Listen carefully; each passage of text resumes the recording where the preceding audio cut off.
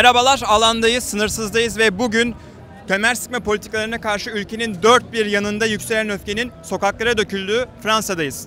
François Bayrou hükümeti 8 Eylül'de güven oyunu kaybederek düştüyse de sunduğu 2026 bütçe tasarısının ardından alevlenen ve ülkede hayatı durdurma çağrısı etrafında birleşen bu öfkenin hükümetin düşeceğinin netleşmesiyle birlikte 8'inde Bayrou, 10'unda Macron sloganlarıyla örgütlendiği 10 Eylül eylemlerindeyiz. Temmuz ayında dönemin Başbakanı François Bayrou, kemer sıkma politikalarıyla dolu bir 2026 bütçe tasarısı açıkladı. Öngörülen maddelerse tepkiyle karşılaştı. 2 ulusal tatil gününün kaldırılması, emekli maaşlarının dondurulması, sağlık harcamalarında gidilecek kesintiler. Bütün bunlar Fransa'nın borçlarını azaltma bahanesiyle meşrulaştırılmaya çalışılırken yine yeniden emekçi halkın sırtına yüklenmesine, emekçi halka kesilmesine karşı yurttaşlar ayağa kalktı. 10 Eylül'de ülkeyi durdurma çağrısı kısa sürede sosyal medyada yayılırken yerellerde de örgütlenen yurttaşlar irili ufaklı onlarca kentte halk meclislerinde bir araya gelerek hareketliliğin yöntemlerini ve talepleri tartıştı. Öte yandan sol partilerin ve sendikaların da desteğini alan ve ciddi bir medya görünürlüğüne de ulaşan bu çağrı ve bu hareket herkesin odak noktası haline geldi. Bütçe açıklamasının ardından yaklaşık 2 ay sonra güven oyuna giden Bayrou ise 8 Eylül'de güven oyunu alamayarak 5. Cumhuriyet tarihinde güven oyuna gidip de alamayan ilk başbakan olurken Fransa 3 yıl içinde 4 farklı başbakan tanımış oldu. Anketlere göre 2017'deki ilk seçiminden bu yana en düşük onay oranına ulaşan Cumhurbaşkanı Macron ise 9 Eylül'de iktidar bloğundan Ordu Bakanı Sébastien Lecornu'yu başbakan atadı. Bugün ise 10 Eylül eylemlerinde halk iktidara karşı ayakta. Çevre yollarının, göbeklerin ve diğer stratejik noktaların bloke edilmesi, banka kartlarının kullanılmaması çağrısı, grevler, yürüyüşler. Bu halk hareketinin karşısında ise 80 bin kolluk kuvvetini görevlendiren, valiliklere kararlılık çağrısında bulunan bir İçişleri Bakanı. Ne var ki hareket burada, halk burada. 10 Eylül ise belki de yalnızca kitlesel bir tepkinin ilk adımı. Zira şimdiden 18 Eylül içinde grevler açıklanmış durumda. Bütçe tasarısıyla alevlenen ve örgütlenen bu öfke ise hatırasında 2023 yılında anayasanın 49. maddesinin 3. fıkrasına dayanarak mecliste oylamaya dahi sunulmadan dayatılan emeklilik reformunu ve reforma karşı yürütülen mücadeleyi, ayrıca 2024 seçimlerinde yeni Halk Cephesi'nin birinci gelmesine karşın ısrarla iktidar bloğundan atanan başbakanların gerçekliğini taşıyor. Peki 10 Eylül'de Fransa'da sokakları dolduran yurttaşlar ne düşünüyor? Talepleri neler? 10 Eylül nereye gidecek? Vous êtes là aujourd'hui, vous manifestez le 10 septembre, quelles sont vos revendications? Mes revendications, c'est tout simplement que l'on pense beaucoup moins à réformer les budgets sociaux, les budgets qui concernent la santé et les retraites, lorsqu'on pourrait également réformer tout ce qui va concerner les entreprises. En fait, l'objectif actuel est bien trop axé sur la production et non pas sur la société en elle-même, ce que je trouve tout à fait répréhensible. Et c'est pour ça que je manifeste aujourd'hui, en tant qu'étudiante, en tant que Française et en tant que personne qui veut que la société bouge pour le meilleur. Et notamment la colère s'est organisée suite aux annonces de budget, annonce au plan de budget de Bayrou, et il s'est défendu en disant que c'était nécessaire vis-à-vis de la dette. Qu'en pensez-vous? C'est ça. Eh bien, je ne pense pas forcément que les mesures qu'il est proposées soient les plus optimales. Je pense qu'il pourrait tout simplement viser d'autres catégories de la société et pas seulement celles qui gagnent le moins, celles qui souffrent le plus des restrictions sociétales, qu'il pourrait peut-être essayer d'en demander plus aux grandes entreprises et non pas juste diminuer la participation de l'État. Je pense qu'il faut faire plus, mais moins toucher à ceux qui en pâtissent déjà le plus. Donc voilà mon avis sur la situation. Vous êtes là, vous manifestez le 10 septembre. Quelles sont vos principales revendications? Pardon? Quelles sont vos principales revendications? Bah, moi personnellement je viens parce que là Macron il est en train de faire un déni total à la vie du peuple en nommant des ministres qu'on n'a pas envie de voir en gros. Bon là on a réussi à se débarrasser de Bayrou heureusement, mais là on en a encore un autre qui est tout aussi nul. Hein. Et puis bah voilà, je pense que c'est important de ne pas laisser monter l'extrême droite autant et là on s'y avance quand même pas mal je trouve. Et Sébastien Lecornu, ancien ministre des Armées, désormais Premier ministre, qu'est-ce que ça signifie pour vous?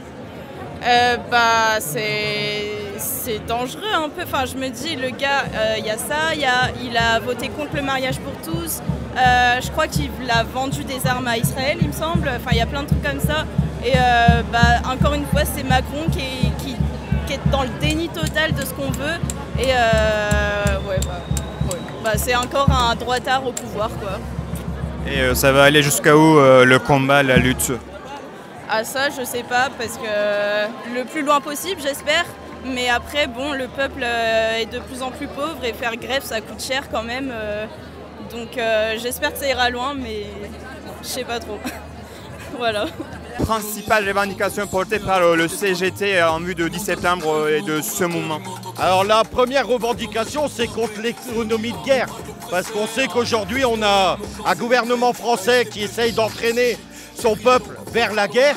Et donc, il y a des économies à faire de plus de 40 milliards tout de suite. Et voilà, c'est les travailleurs qui vont payer l'addition. Et donc, on sait très bien que s'il y a des économies de guerre, aujourd'hui, c'est les salaires qui vont stagner et le pouvoir d'achat qui va diminuer. Donc, c'était tout naturel qu'il y a un blocon tout le 10 et que la CGT du Nord appelle ces travailleurs, appelle les salariés dans les entreprises à revendiquer par la grève et la manifestation. Et donc, on dirait que le 10 septembre, c'est que le début. Qu'est-ce qu'il faut attendre de la suite de ce mouvement, notamment le 18, il y a un appel Le 18, il y a un appel, bien évidemment, des organisations syndicales. Nous, la CGT, c'est à partir du 10. On va voir demain comment on peut reconduire la grève dans les entreprises. C'est les assemblées de travailleurs qui vont décider. C'est les travailleurs qui décident de la grève et de leur reconduction. Donc demain matin, on proposera partout où on peut la reconduction de la grève pour préparer le 18. Et on a entendu la nomination de Sébastien Lecornu hier soir. Oui. Qu'est-ce que vous en pensez? Comment vous la recevez? Alors, c'est même que Bayrou, quoi. Aujourd'hui, on est dans une politique générale. Qu'on ait Lecornu ou Bayrou, c'est tous les deux, les chiens de garde, ils sont tenus par la laisse, par leur président qui est lui-même tenu par la laisse, par le 440, le patronat.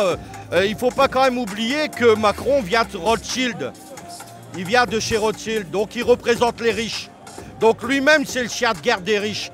Donc ce qu'il faut à un moment donné, c'est qu'on crée le rapport de force nécessaire pour pouvoir gagner et aller à la victoire. Premièrement, la France ne doit plus être un pays guerrier, mais bien proposer la paix partout dans le monde. Premièrement, bien évidemment en Ukraine, mais au-delà de ça, contre le génocide en cours à Gaza, en Palestine. Et donc, par le rapport de force, il faut qu'on gagne l'économie de paix et pas l'économie de guerre. Et dernièrement, dans le mémorial collectif, il y a la lutte contre la réforme de retraite. Et qu'est-ce que cette lutte apporte à ce moment? Qu'est-ce qu'on peut prendre de la lutte contre la réforme de retraite et appliquer ici C'est une continuité. Hein. Le peuple de France, vous savez, il y a des moments où on croit qu'on perd, mais en vrai, on se reconstruit à chaque fois. Et donc, le mouvement social n'est pas en dehors de la société. On peut à un moment donné être moins fort et le lendemain, comme aujourd'hui, avoir un sursaut des travailleurs et de créer le rapport de force pour aller jusqu'à la victoire. Nous, notre rôle, c'est de l'organiser dans les entreprises, faire en sorte qu'aujourd'hui, on donne des perspectives gagnantes aux travailleurs. De réseaux sociaux aux assemblées générales, comment ce mouvement s'est-il construit et comment il se manifeste aujourd'hui sur le terrain? On a dû faire en quelques semaines, en improvisant un peu, mais aussi en essayant de partir aussi des erreurs qu'on a pu faire, notamment lors des Gilets jaunes et de la réforme des retraites. L'initiative On ne veut plus, c'est une initiative transpartisane qui a pour objectif d'offrir un cadre d'organisation et d'action pour le 10 septembre, qui est en parallèle de Indignons-nous, qui est plutôt les lieux où on a des débats, des AG, etc. Donc là, le principe, c'est vraiment de se dire il faut professionnaliser notre action pour le mouvement social et offrir un cadre direct pour les néo-militants, histoire d'être le plus efficace possible. Tu as notamment cité la lutte contre la réforme de retraite. Qu'est-ce qu'il faut faire différemment? Alors, ce qu'il faut faire différemment, je pense qu'il faut beaucoup plus partir des masses aussi et avoir vraiment une conscience du niveau de politisation générale et de se dire qu'en fait les gens aujourd'hui ne cherchent pas forcément de faire des AG à répétition, mais cherchent aussi une partie de l'action et des réponses politiques. Et nous, en tout cas avec On ne veut plus et la jeunesse communiste, on essaye d'apporter vraiment des réponses marxistes à la situation et surtout un cadre d'organisation qui est ouvert à toutes et tous. C'est-à-dire que notre mot d'ordre, c'est construire le pouvoir populaire. On considère qu'aujourd'hui, notre objectif premier, c'est de faire tomber Macron et ensuite initier et aussi organiser le plus possible d'actions locales qui partent de la base, qui organisent concrètement en fait, des espaces de pouvoir propres aux jeunes de la classe travailleuse. Parce qu'on sait que très bien qu'aujourd'hui, la plupart des âgés, etc., favorisent plutôt les enfants de la bourgeoisie, là où les enfants de la classe travailleuse ont plus de mal à s'insérer dans ces espaces politiques.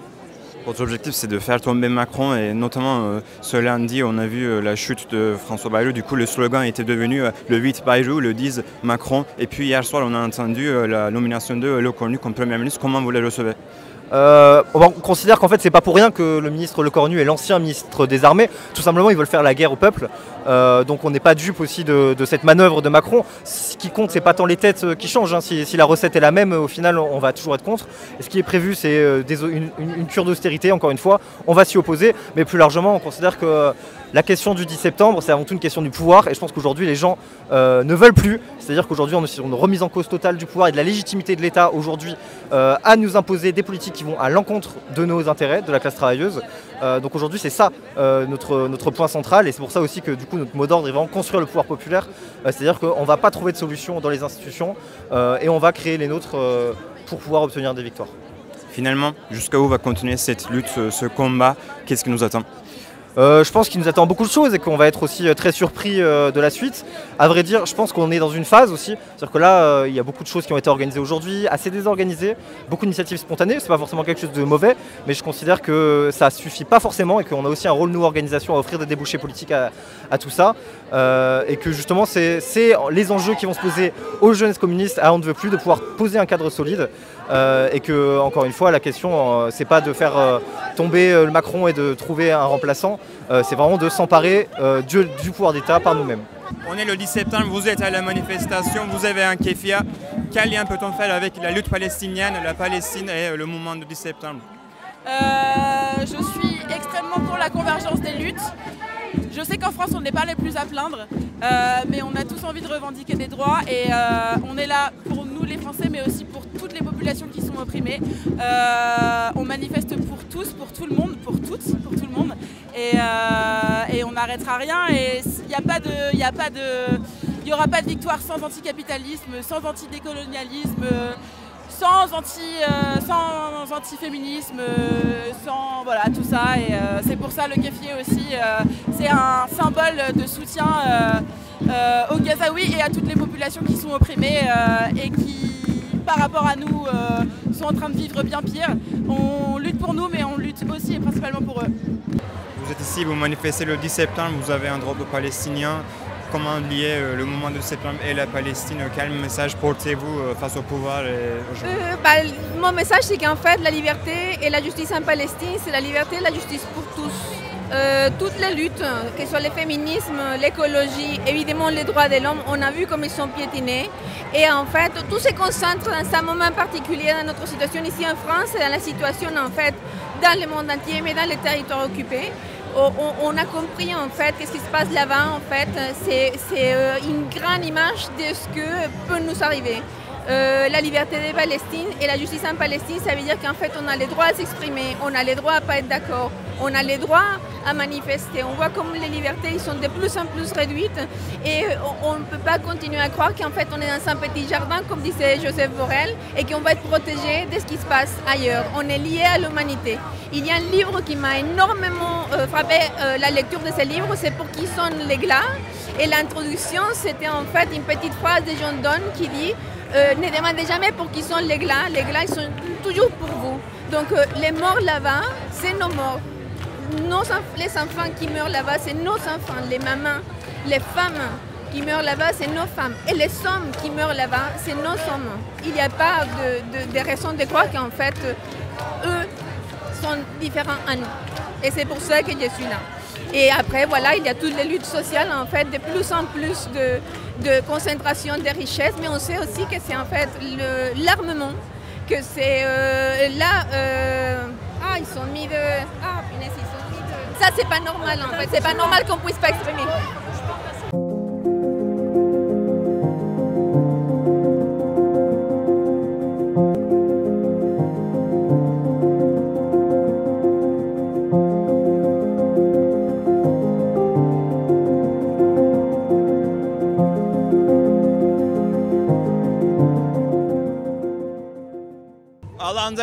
Alandaydık ve alanda olmaya devam edeceğiz. Takipte kalın.